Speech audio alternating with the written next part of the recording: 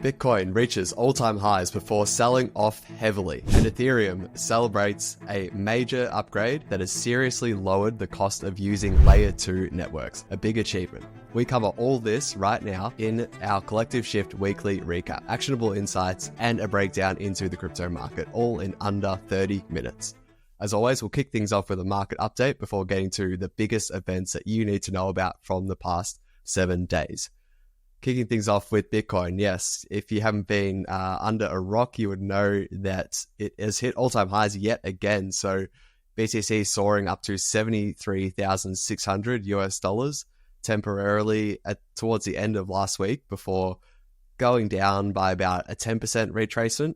And at the time recording here on Monday, March the 18th, we are up around $68,000 to $69,000.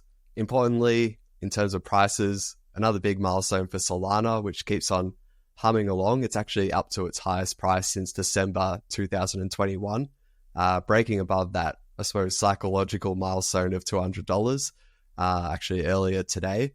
And at the time recording, it's actually up 44% over the past week compared to Bitcoin, which has been flat, and ETH, which is down 6%.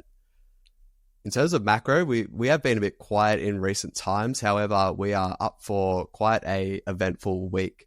That's for sure, coming up with the US Central Bank having its next policy meeting. It comes at a time when inflation continues to be stubbornly, I suppose, historically high or above where the Fed actually wants it, which is around 2%. We've seen it come down a lot, obviously, from the times when it was at 7, 8, 9% around COVID or after COVID. However, it continues to sort of stay around 3 to 4%. So it will be quite interesting to see, what Jerome Powell, the chairman of the Federal Reserve, sort of comes out and says in his press conference on March the 20th. That's in Eastern time, because they are widely predicted to hold rates constant. So that's not so much where everyone's going to be watching. It's more so going to be about what the Federal Reserve sort of says in terms of what they think they will do, throughout the rest of 2024 in terms of lowering rates. And if they do lower rates, sort of how much are they expecting to cut rates by? Because if we go back 3 or 4 months, you might remember a lot of the market was starting to price in, 6 to 7 sort of rates of 25 basis points throughout 2024. So far, we haven't seen any, and it doesn't really look like there will be any for at least another couple of months. So we'll see the Federal Reserve sort of do their quarterly dot plot for the first time, I suppose, this year. That will be coming out this week, and that is very, very high signal, I suppose, indicator of what could be happening with policy rates moving forward. Why does any of that matter for crypto? Well, it has an extremely strong, I suppose, effect in the sense that it's reflective of just appetite for risk more broadly. We see cryptocurrency historically be quite correlated with sort of high risk stocks, particularly in the US. And these sort of decisions about how aggressively to cut rates and how many they will do definitely will have an impact on just the outlook for crypto. It's not the be all and end all, but definitely worth knowing about as we enter what is the third week here of March. But I'll hand it over to you, Nick, in terms of what went on last week after what was another big week in the markets, yes, but fundamentally some huge news as well. Yeah, thanks, Matt. We finally had Dencun go live, which is Ethereum's first upgrade, which felt a lot longer than it was. It was less than a year since the withdrawals were activated in 2023. And Dencun was just such a big deal. If you've been listeners to the pod, we've talked a lot about this just because it does lower those gas fees to use Ethereum L2s like Matt just talked about. Now, I think the big talking point was how big would the savings be and how quickly will they be seen on the networks. So we can look at gasfees.io, which gives us a really good indication of the costs to swap on Uniswap to do a USDC transfer or an ETH transfer or participate in NFTs, do an NFT trade.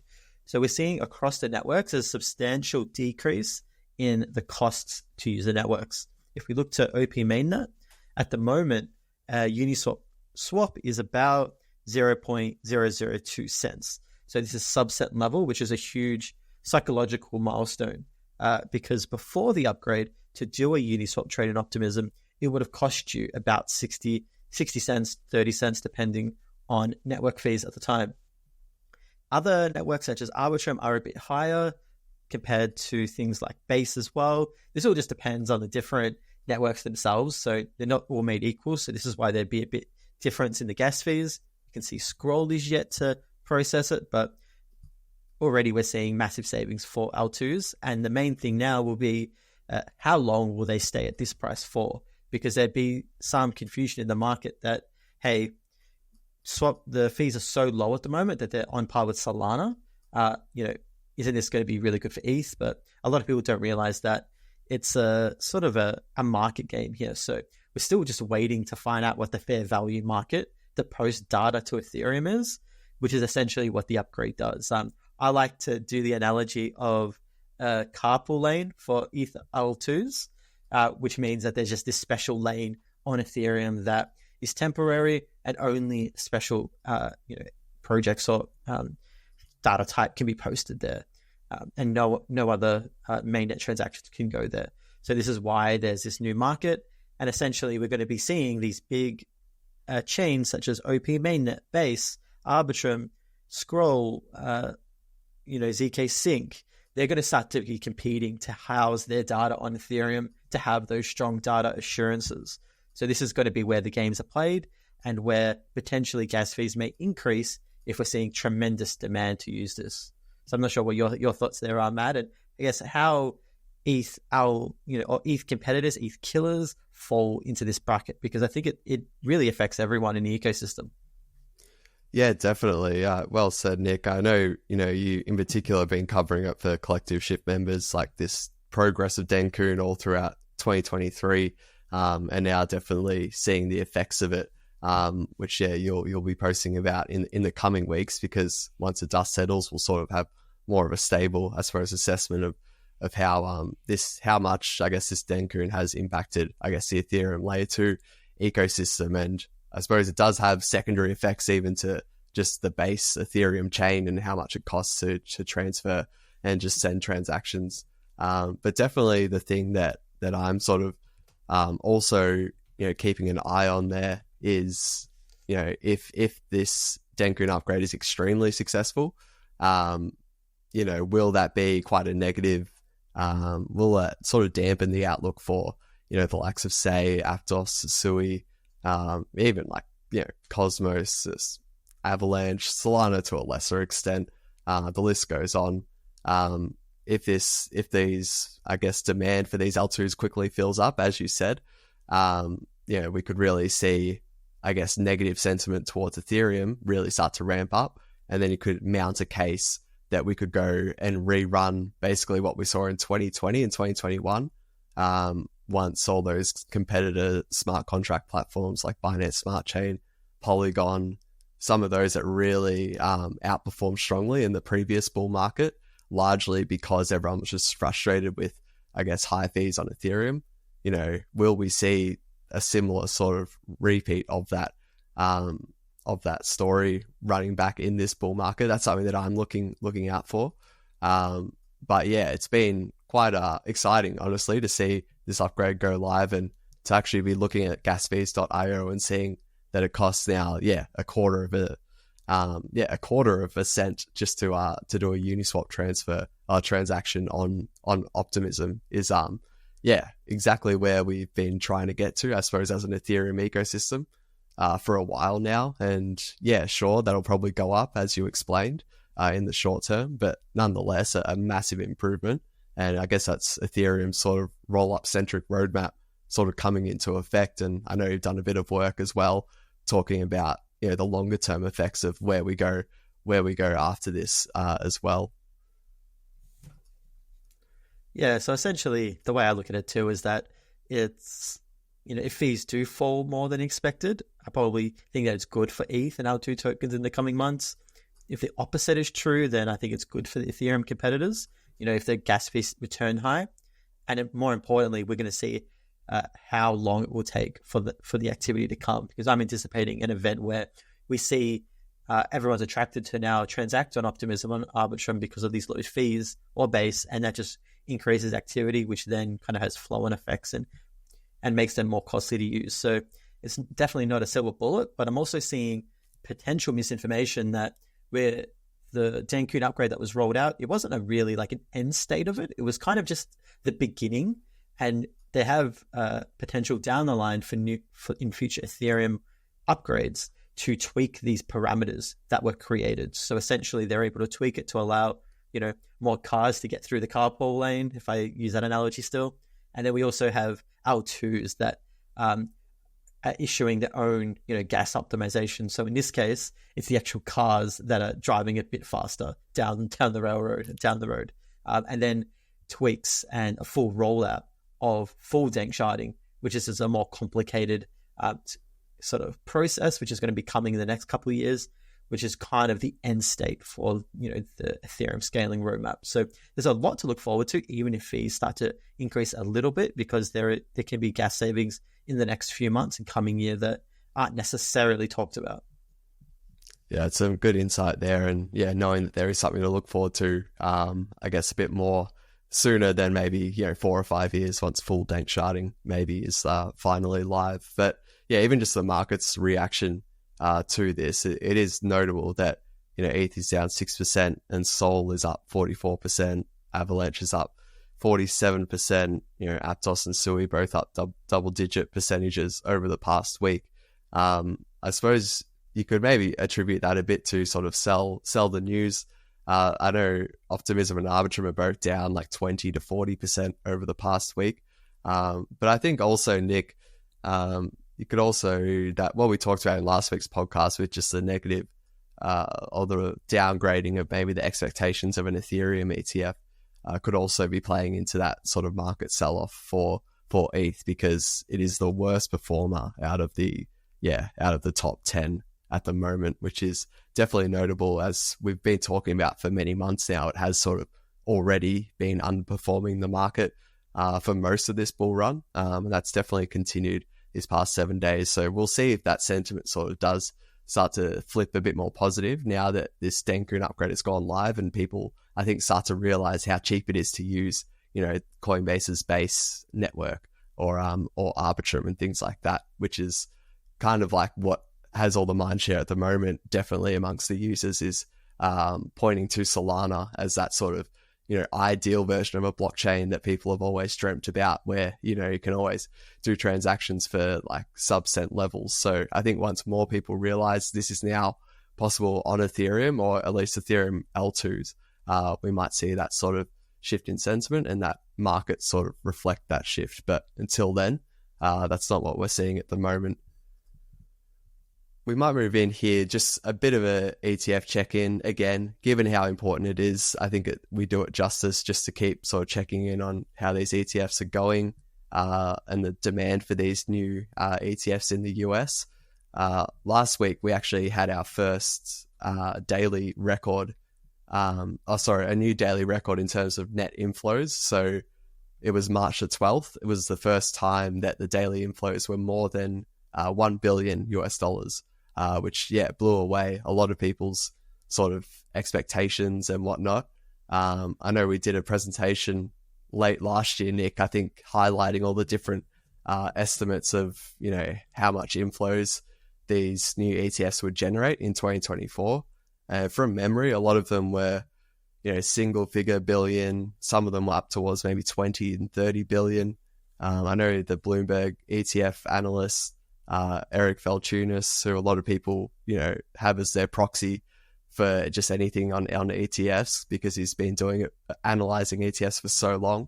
I know his base case was 10 billion for the year 2024, and his best case scenario was 15 billion in terms of total net inflows into these new ETF products.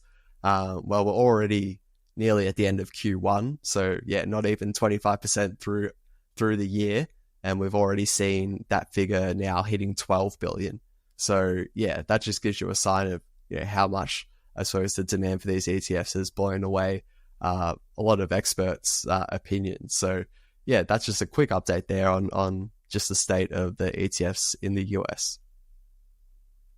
Perhaps we can good way to look at market euphoria then, Matt, because that's the one thing I've taken away this week just from the news, from being on Twitter and absorbing the space, is that we're seeing these record inflows, but now we're also starting to see potential record euphoria via meme coins. I think something like 80 billion was traded in total trading volume, which was the highest since October 2021.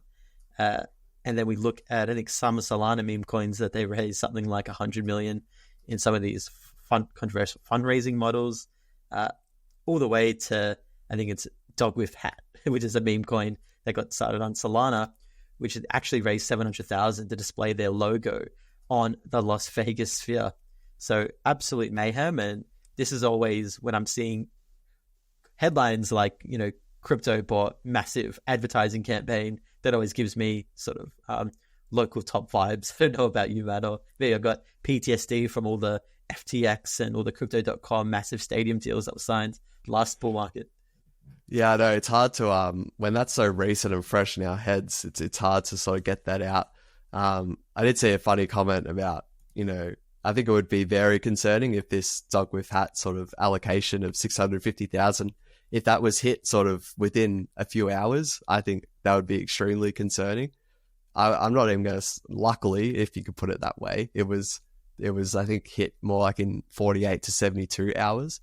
But nonetheless, people sending money to this, I guess, donating money to this address without, I don't think, any guarantee of anything coming back in return, was something definitely notable. And you touched on it there, Nick, as well, in terms of, roughly 100 million being, I suppose, raised over the weekend, really, by these Solana meme coin projects that are just, that are basically just pasting an address to, Twitter or TikTok or whatnot. And they are basically telling people to just deposit to that address, and not really promising anything in return. And just signs of that is just sort of, a pretty strong signal that things are starting to get, quite euphoric, at least in the short term. I will repeat that my expectation this year is still to end the year a lot higher than where we are currently. But, we're coming up for our 7th straight month of Bitcoin, printing a monthly green candle. And I have to imagine like that will eventually come down and consolidate, sometime, in April or May. That's sort of my base case scenario at the moment. I'm not looking at selling anything anytime soon, that's for sure. But I would definitely expect like not for it to continue in this up only, I suppose, momentum that we're seeing at the moment. I think just one last thing as well. Another indicator that I did have jotted down mentally to mention was just the amount of screenshots as well on portfolio screenshots that you're seeing on Twitter and whatnot. That's another gauge that I have historically for just a sign of a local top or even a cycle top. It's just when you start to see a lot of people, I suppose, more or less bragging about how much money they're making and how easy it's all becoming to make money. Again, historically, sometimes there's anomalies and whatnot, but I think historically, the probability of that being, time of when the market is about to sell off, I think is pretty accurate. So that's just another thing to keep in mind, because I've definitely noticed a very big increase in that over the past few days. Yeah, perfect. Maybe we have to pump out I think we've got an upcoming resource as well to tease about local or past market tops and the euphoria we see in sentiment. Perhaps we actually need to get that one out sooner rather than later, considering how fast this bull market is moving. If I put you on the spot, Matt, what would be one of your other top signals if we're going to see in this market that you would wave the flag and sort of step back? And the old like analogy, just the personal experience, I think is one that can't be discounted heavily. Like it's a pretty poor one in terms of quantifiable, but my experiences of just, catching an Uber or going to hairdressers or just overhearing people on the train, things like that, talking about crypto. In my experience, when I do look back and like have jotted down mentally when that was really firing off, it always like is around the time of the cycle top. So it's a pretty I guess it's a bit of a forgetting what the word is. A bit cliche, but I think it's cliche sort of for a reason. I think it's because it's historically pretty accurate. But what about yourself, Nick? What's the one that you sort of really look out for, aside from the crypto stadium sort of signings? Yeah, I know you always like sponsorship to Bitcoin price ratio or something fun like that. Or like looking at the total sponsorship mindshare that we're seeing. Because whenever you see the market come up, a lot of money's being raised. You see, crypto slapped on everything from F1 to UFC to any action sports. It's just absolutely nuts. Apart from those stadium deals, that's the one I do look for when those sponsorships get real big, and when crypto's on billboards everywhere. That's probably the one I look at and kind of question, as well as when you're at your local tennis club and everyone's talking about the latest crypto that they got in on. I know my last cycle bad experience was SafeMoon, when people were talking about SafeMoon, and I'm thinking, if that wasn't a top signal, then I don't know what was. Yeah. But the market gets crazy. So looking forward to seeing if we get any of those similar experiences, which no doubt I feel like it's going to happen. Oh yeah, absolutely. We might not know how it'll come out, but it will. There will be a lot of them. I'm very, very confident about that. For the meantime, we'll quickly wrap up one more sort of just notable news story from the past week, just with regards to Binance. So some executives have been held by the Nigerian government, reportedly here. So they're detaining 2 Binance executives who are being caught up in the country's crypto crackdown after an initial warrant that was used. It actually lapsed last week. So I don't know, just another data point of, maybe is this a Binance related issue? Is this maybe a Nigeria related issue, knowing that they are sort of cracking down on crypto and maybe sort of targeting the big dog there in Binance to sort of set an example? I suppose time will tell, but it sort of ties on to a few things that we might just mention a bit later in the podcast with regards to just some regulatory dates or events that are coming up. But it was a bit of a strange story that we might link to in the show notes. It did, I suppose, not get much of a mention throughout the week, given all the price action and Memecoin sort of euphoria. Onto the altcoin updates though, and we have seen many altcoins going quite crazy, both in terms of prices and whatnot, but we've also seen a frenzy of just announcements and project updates from a lot of sort of different crypto protocols, layer ones, and some apps as well. So we'll kick things off here with Arbitrum, one of the most popular L2s out there. What have you got for us this week, Nick? Yeah, so Arbitrum, their foundation, announced a program to invest about 200 million of their ARB tokens, which is the equivalent of about 400 million at the current market rate, to promote gaming projects on the blockchain over, I think, a 2-year period. So this is, I think, one that was passed or is in the process of passing at the moment. It looks like it'll get through, and it's a massive, I think, narrative for gaming that's continuing. We're seeing Avalanche go into gaming. We're seeing Solana. We're seeing a lot of chains themselves just come up as purely gaming chains. So Arbitrum's looking to really get in on this action and facilitate a lot of gaming projects on the chain, which I think will only be a good catalysts for gaming projects on Arbitrum and the entire gaming narrative. And we'll see how this plays out. Potentially, this also adds to a little bit more sell pressure for ARB, considering there's quite a decent amount of tokens that are going to be unlocked and sold. Yeah, I think it's up to 200 million of the ARB tokens over a 2-year period. So yeah, a lot more sell pressure. But hopefully, I suppose the positives of that spending actually, I guess, more than negate, I guess, the expense. I guess that's the aim for, I guess, both outside of crypto and in crypto, of any sort of, I suppose, grant or whatnot sort of program. So yeah, the gaming space, it does blow my mind. I think just how many are being built at the moment. I think there's well over 100 gaming projects still in development. And then also seeing a lot of them hit mainnet in the past few weeks. And I know in the coming weeks, there's still quite a few gaming crypto games that are set to go live.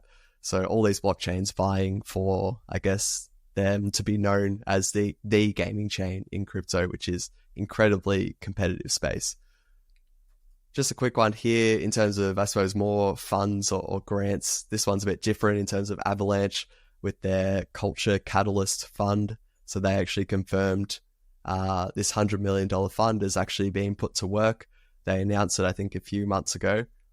And it's essentially a Memecoin fund. So I guess that just shows how quickly things have escalated into just this really, I guess, fervor around anything to do with meme coins. So the Avalanche Foundation actually saying that the fund has already purchased 5 meme coins, and they also shared, I suppose, their parameters or their criteria for, I guess, what dictates the fund's purchases of meme coins. It also came, not long after the Avalanche network pushed quite a major upgrade.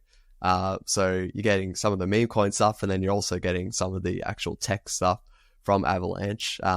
So yeah, it's an interesting one. Definitely out of left field with this meme coin fund, but we'll see if it's able to sort of take some attention away from Solana, which is absolutely dominating, I suppose, the meme coin space in the short term.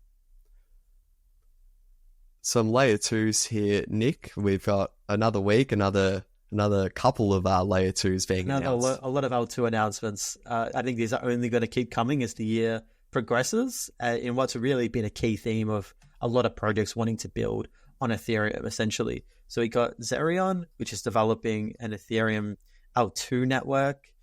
They're sort of like a wallet and manager. They're going to launch late Q2, maybe Q3. And they've actually promised 0 fees on the chain. So this is what really took my eye. They're really going to be essentially subsidizing the gas fee costs to use the network, because they believe that, hey, you shouldn't actually have to pay as an end user to do a simple swap or a simple transaction, which I think is pretty fair. And the way that I'm seeing the space kind of go for some of these L2s, and they're going to look to try and cover that by swap fees in the future. And I think that as gas fees slowly reduce, as more Ethereum upgrades happen, that they'll be able to take on this as essentially a business cost, to them, to encourage people to use the network. So we've also got another one that was Swell Network that looked to launch its restaking service, kind of using Polygon and Ethereum. They're going to be launching their own chain. So a lot happening in L2 lands, and even to the negative, I saw one of the biggest L2s sort of stop producing blocks and struggled there, and that's Blast, who encountered a few problems early on in their new network launch. So no short of controversy and announcements in Ethereum L2 lands. And I'm sure next week we'll have a couple more to talk about. Yeah, that's for sure. I can be confident in that. I guess related sort of to an L2 sidechain. Depends which one which project you're talking about under the Polygon umbrella. But we've got Starbucks here coming out and I guess announcing more or less, it was via an update of their FAQ page. They said that their Odyssey program is being wound down by the end of March. So the Odyssey program, it was probably one of the biggest, I suppose, mainstream collaborations announced in 2023. It was Starbucks and Polygon basically partnering up on this beta program that would basically create an NFT-enabled customer loyalty program for Starbucks, which is home to one of, if not the largest, probably loyalty program on the planet. It was really big news at the time, and half a year or 12 months later, we're seeing this being discontinued. So yeah, you can mark this down as yet another sort of NFT initiative, or like they're adding to a list of a lot of NFT startups that have sort of shut down or returned their venture capital to investors in the last sort of 6 to 12 months. And this use case of probably NFTs being used for, I suppose, expressing loyalty between customers and a company. I think the idea is there. I just think the tech and the execution is still quite a ways off. So it was cool to see this announcement come from Starbucks, but I think it became pretty obvious pretty quickly that it wasn't getting much traction, because I know we were talking about it, Nick, maybe even just last month, about how we hadn't heard anything about this project ever since it was announced. And here we are with it being discontinued here. So yeah, just an update there from Polygon. Last one here with Eigenlayer, Nick. Yeah, so Eigenlayer, which is probably going to be one of the biggest token launches to happen. They haven't done official yet, but very, very likely they're going to issue the token soon. They announced a bit of a teaser to their roadmap and kind of hinted that they're going to be operational soon. And it looks like we should see them, I think, enter stage 2 on their testnet, basically increasing the operators on the network. Hopefully then in the next, I think, quarter or two, we're going to see the final Eigenlayer testnet come out. And then after that, we should be all eyes ahead on mainnet. So very much Eigenlayer's nearing launch, which is going to be probably one of the biggest altcoin launches of 2024 when it does happen. Yeah, for sure. Thanks for that update there. Just in terms of things to look forward to this week, I know last week we covered the big GDC, the big gaming conference, and then also NVIDIA's AI conference. They are both, we covered those last week, but they are both happening within the coming days. So that will be this week. Expect to see a lot about different crypto projects getting involved in those two conferences. And then we've also got, SBF sentencing, I think, coming up in the coming days or weeks. Do you have a date for that one, Nick? I think that one is near towards the end of the month, so in the coming weeks. Yeah, I'm sure they'll get quite a bit of mainstream attention as well. And then also remember this SEC versus Coinbase announcement may be coming out any day now with regards to whether the trial will actually proceed or whether the judge will sort of grant Coinbase's motion to dismiss the entire case. So that can be really price sensitive with respect to those altcoins that the SEC is alleging are unregistered securities. Okay, just a rapid fire, underappreciated, overappreciated for the past week. I'll kick things off. One thing that, really did surprise me, and it may surprise you out there watching or listening, is the fact that Solana has overtaken Ethereum on Google search trends. So once you do go on the search trends, I might get this up as you're starting your little bit, Nick, but you can see that the Solana has flipped Ethereum in terms of searches. It did so briefly around Christmas time, but it quickly then Ethereum then quickly went up more than double of Solana's search volumes. But now we've seen that momentum shift back in Solana's favor. So this one did surprise me, given you've got their market caps. I think Solana is maybe 1/5 to 1/6 of the size of Ethereum in terms of market cap. Yet you're actually seeing mentions of Solana or searches of Solana actually now outpace Ethereum, at least for the time being. What have you got for us this week, Nick? I've got Jack Dorsey's Block Inc. They finally launched their pre-ordered BitKey Bitcoin wallet, which was something that I noted for members in the last couple of months, or last year especially. I'm sort of expecting big things from Block, Jack Dorsey, and his Spiral, sort of Bitcoin spin-off company Spiral. They're doing a lot of interesting things outside of just the hardware wallet. So I'm sort of seeing this as them releasing the first bit of their range of announcements that I'll be expecting, to continue on for the rest of the year and into next year. Because they're also been kind of keeping under wraps a new potentially revolutionary Bitcoin miner that they've been developing for the last couple of years, and that really ramped up development last year.